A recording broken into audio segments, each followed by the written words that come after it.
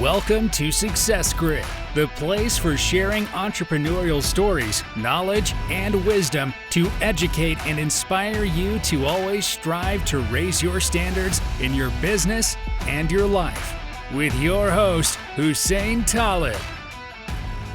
Hello and welcome, Success Grid Nation, to this new episode of the Success Grid podcast with your host, Hussein Talib. My guest today, Sonciary Perez. She is a Boston-based founder on a mission to change the interaction with customers through fast technology in order to deliver exceptional experiences. She is the co-founder of Quala.io, the only frontline intelligence platform for B2B SaaS companies that help them better serve, retain, and upsell customers. Sonciary, welcome to the Success Grid podcast. Thank you so much for having me today. I'm excited to dive in and chat. I appreciate the conversation. Awesome. First of all, am I spelling your name right? Oh my goodness, please. It was perfect. It's like the sun, the sea, and a ray of light. Sonciary. Honestly, you can call me Sonci. A lot of people call me by my nickname because my first name is, a little difficult to say. Yeah, it's difficult, but it's a beautiful name, I think. It's a beautiful name. Awesome. Thank you. I'll let my mom know. Yeah, so she named you. Oh, yes, she sure did. She was very opinionated about the name she wanted to give me. So she won over my dad, who wanted to name me Rebecca. Oh, Rebecca is a well-known name, and a lot of people a lot of females, I guess, named Rebecca. So your name is kind of special. Oh, thank you. Thank you. Awesome. So tell us about your story. How did you come into this? How did you co-found Quala.io? What happened in your life? What did you do? Did you work in corporate? Where did you start? How did your life go for Quala, for example?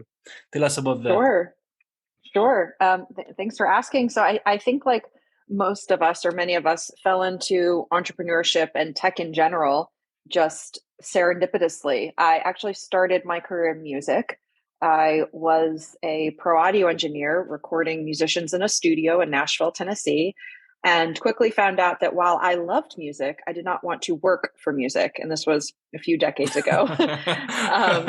So I had that experience of realizing maybe don't necessarily always follow your bliss. But I did learn the value of hard work and crazy hours. And I also watched a industry. Really, when I entered into music was when Napster broke. And I saw the devolution of an industry that wasn't sure how to handle technology evolution and what that meant for how they think about their business. This thing that people used to pay for, they were now getting completely for free. And it was fascinating to watch it. So I, after leaving music, found myself in technology, and it was, the first company I built was a marketing platform for manufacturing brands and their independent local retailers. And it was through that experience that I became exposed to local entrepreneurs in our local communities, having a dream, building a company around that dream, employing their community. And I was fascinated by this. My mom's a teacher, my dad's a police officer. So I had never really known anyone close to me that had started their own company. I was fascinated by it. Yeah. And it was really by being inspired and learning from their experiences that I decided to venture out with a few friends and create my first company. And that has informed what we're building here at Koala, which is technology, which is a customer success platform that's been created to quantify the interactions flowing between customers and CSMs, customer success managers, so that companies can mine that data and advocate for important things like feature needs, upgrade opportunities, or maybe even discover the next big idea. So we call this qualitative data stream frontline intelligence. And that's our wedge in the market, that we look at customers as our competitive edge. And we want to empower anyone having conversations with customers with the ability to bring all of those conversations across a bunch of different platforms, across a bunch of different customers in one stream so that we can make better decisions as a business. Yeah, exactly. So as you mentioned, customers without customers, businesses doesn't even exist. So, but why do you call it customer success? Exactly. Why don't you call it customer service platform or customer Yeah, service website or service? Why success? sure. So my background is in customer success. At my company before Koala, I built and scaled the customer success services and support teams. The reason why we're building technology primarily for customer success, although I will say that there are product leaders that also use our technology to understand what the roadmap should look like according to customers. But the reason why we're building technology primarily for CS is because we see most often that these are the frontline managers having day-to-day conversations with customers. And in their mind and in their notes and on their calls and in their chats with customers is a wealth of powerful knowledge that if we can harness it, again, across CSMs and across customers and across platforms, the insights are pivotal to how we build our businesses. So that's why we're primarily focused on CS. And a little bit of history on Koala is I mentioned we're a customer success platform. We're actually starting to evolve into what we're calling a frontline intelligence platform with customer success workflows. And that's because our history has been deeply embedded in the CS space. But now we're evolving past CS into product circles, into marketing and sales circles, because these teams are having conversations with customers and with the market too, and find value in that qualitative data. So this frontline intelligence platform you are actually transforming into with Quala. Uh, does that mean you are involved more with the customers? Does that mean something like we hear something like we do the customer care behind after the sales, for example, or it's like a journey to connect with customers from the start to finish and reconnect again? Yeah, what I would say is the magic of the data that we're bringing in, it definitely feels like the latter. A lot of the sentiment or qualitative data that we see from interactions with, ourselves in the market or a company and their customers is that surveys are single point in time. They're usually completed, if completed at all, by one specific user persona. But the value of harnessing the interactions between all teams and customers is that you're getting day-to-day intelligence that is a real-time live stream of discussions happening that are with prospects and with customers, and that are with personas like day-to-day contacts, champions, maybe even dev contacts, agency contacts, buyers, whoever your core personas are. There's a member of your team that's interacting with them. So we want to know holistically how every persona at our customer's company thinks about us, and not just maybe those that have answered a net promoter score survey or a survey in general. So we see this data as real time and ongoing. And that's why it's so rich, because there are so many data points for us to harness. There's a lot, for example, a lot of competition and on every aspect of any business, I believe, right? So I think building trust and value is the most important thing for any business to have. Hmm. I would agree. I would agree with that, especially I would say that that's for any and all companies, of course, especially crucial for companies that are in the startup or scale up mode. In many cases, we don't necessarily have a name that is well known, and we have to rely on our customer experiences and them being a bullhorn for the cause and talking about how incredible their experiences with us, the value that they're receiving, and for us to be able to harness the testimonials and quotes and feedback that's coming in, again, at scale, can be pivotal insights for marketing. Just like understanding how customers feel about onboarding or identifying risk within the customer base are pivotal insights for customer success. So how do you believe in your own company and with the businesses that you do, for example, work with? How do you, let's say, or how do you ingrain the importance of building a community around a certain business or a certain product or a certain service? Sure. I think, as customer success leaders, really anyone at the company, I mean, we do in many cases see ourselves as advocates advocates for the vision and mission that we have, advocates for how that's tied to our customers' success and the value that they're receiving. And for us at Koala, we are very focused on community and community development. We have a Humans of Customer Success Slack community that's over 1,000 CS leaders that are interacting with each other, asking questions. And the value that we see as building this community is that we get to listen to the important conversations that CS leaders have and allow that to inform our growth. How are they interfacing with product? How do they talk to sales? What do their relationships look like with marketing teams? How are they connecting with customers? So we get to sort of be a fly on the wall with a lot of these conversations because Humans of CS is tech agnostic. And while we created it, it's not like the conversations that are being had are just about Koala. They're really about CS and CS proper. So keeping your ear to the ground and your feet on the ground, a community building is a great way to do that. Yeah, that's community building leads to customer success definitely. But what do you think would you say key metrics to the customer success? Are there, like, for example, certain things that should be focused on to improve your customer success? Yeah, I would say that there are two different flavors of customer success teams. One of them is focused very much on customer happiness, customer advocacy, and they are normally focused on metrics like NPS, maybe even adoption or engagement metrics. And then there's another flavor of customer success where these teams are very revenue focused. They're looking at retention, upsell, cross-sell expansion numbers. They usually are reporting on net dollar retention. They're looking at, again, churn statistics and growth statistics.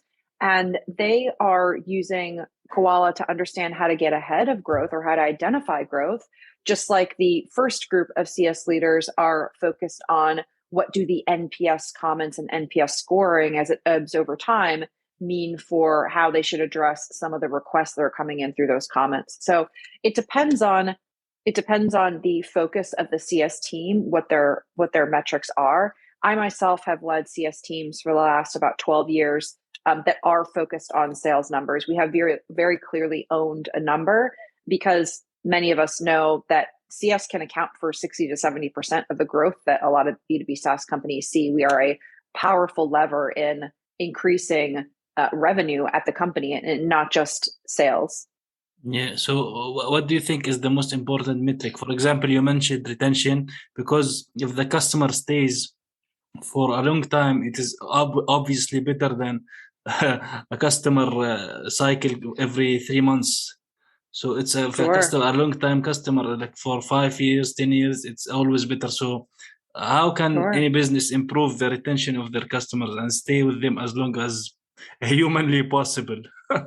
I mean, that's the $1 billion question, right? And I think for us at Koala, we hold the fundamental belief that your ability to retain customers is only as good as how you can communicate the vision of your company, tie that vision to the value that their customers will receive, and listen to what they're telling you as a result. What do they need? What do they expect? Where are they struggling? Where are they performing the best? What do they appreciate the most? So it really starts at making sure that vision is being communicated and tied to their needs and values, and then listening when they come back to you with feedback. That I have found is the best way to develop an amazing relationship with your customer base, but also leverage that to drive retention over time. Yeah, it's important. Growth. Yeah, of course, because you as I mentioned earlier, a lot of businesses now sell the same kind of products, same kind of things. So being differentiated in a certain way is much better than that building a community around your business or product or service, something that will have the customers, for example, might stay for a longer periods of time.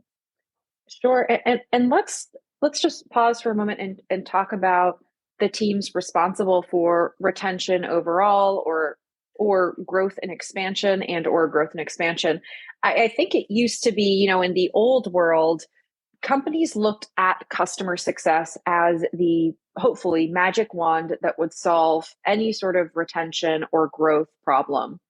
And now what we're seeing is that instead of customer success being the sole entity responsible for that, being looked at as a different adjacent team to the product, we are seeing many companies look at customer success as part of the product. There's the technology offering and there's the CS offering as well. And that is one product offering together. So how do we productize CS and how we work with our customers? And as a result, we're seeing the folding in of these important metrics like retention and growth as not just CS focused metrics, but overall company metrics. Many product teams are tracking against these numbers as well as customer success. Because when we're when CS and product are working hand in hand, and this is for any team at any company, really, you're going to see turbocharged growth as a result of that alignment.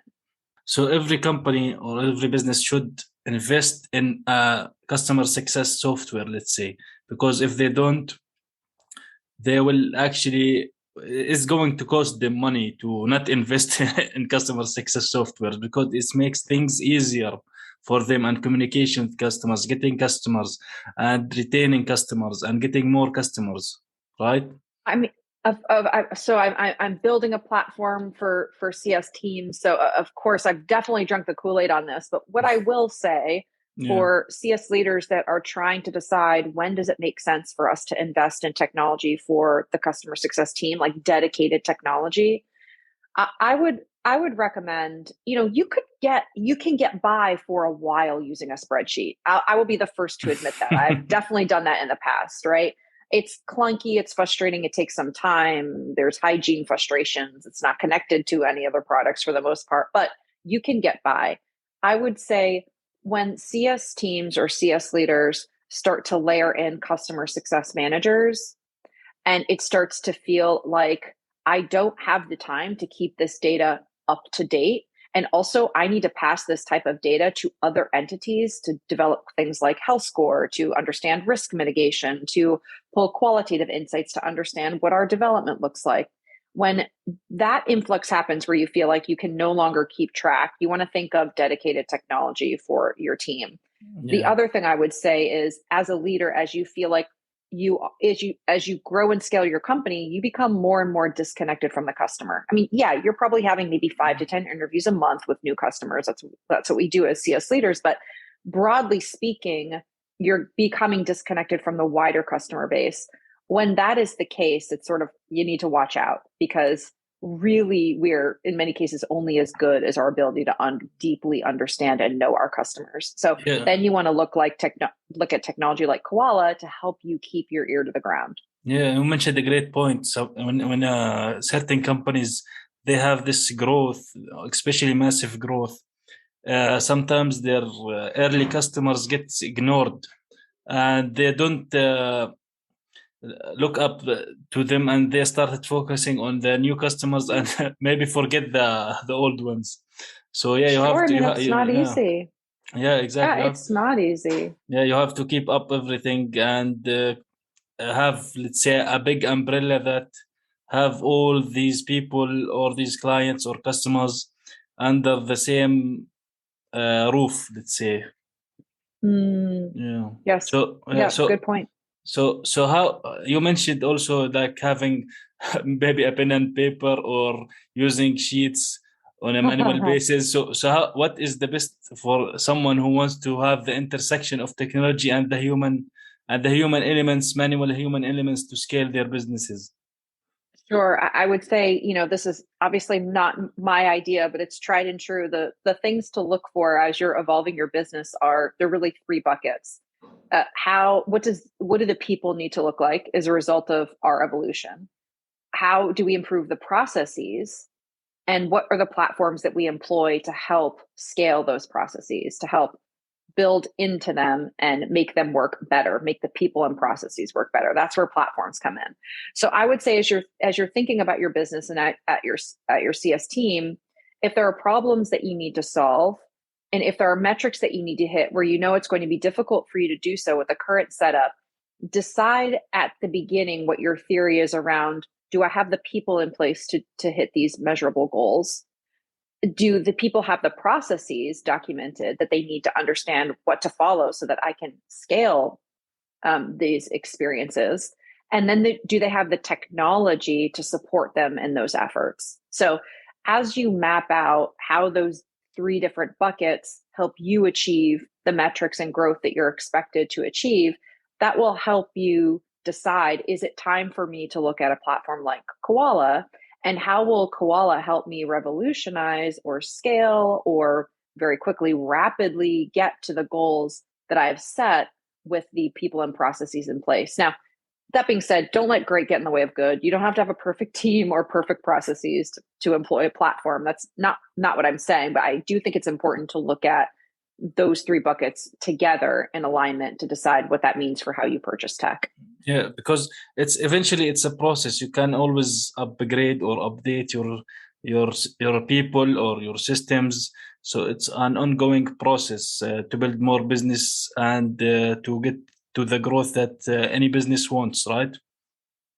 Sure. And of course, the technology that you buy, it's going to help you scale. Maybe you don't need to hire as many team members as you thought, because the platforms that you employ help help your team sort of get more work done at a quicker clip. And processes can do something similar as well. A lot of platforms allow you to build those processes, so they're documented. So all of these things are working together. Yeah. So now, as a founder of Quala, what is let's say, the fears that you, for example, have? Do you have certain fears about the business, the evolution, or things being more, as we see, technology is going faster and faster? So do you see certain things going easier for, let's say, one startup that has only one founder does not need this kind of things, or do you see a big bright future for the kind of companies that like yourselves? Wow, that's a great question. I can only speak from really personal experiences. I would say hats off to the solopreneurs that are doing this on their own. The single founders that had an idea, built that idea, assembled a founding team, but are essentially going it alone from a exec sort of vision perspective. I have never done that. I have always worked with one or several co-founders where we have clearly set our swim lanes. We know what we're good at. We know what each of us is not good at, and we complement each other.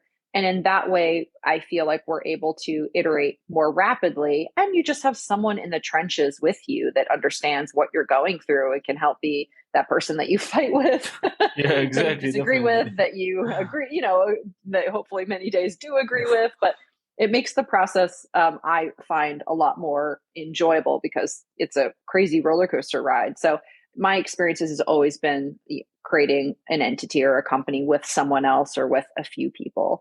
And that's what I enjoy. That's what I like. I do know many single founders, and they're amazing people. I don't know how they do it. Again, they assemble an amazing group around them.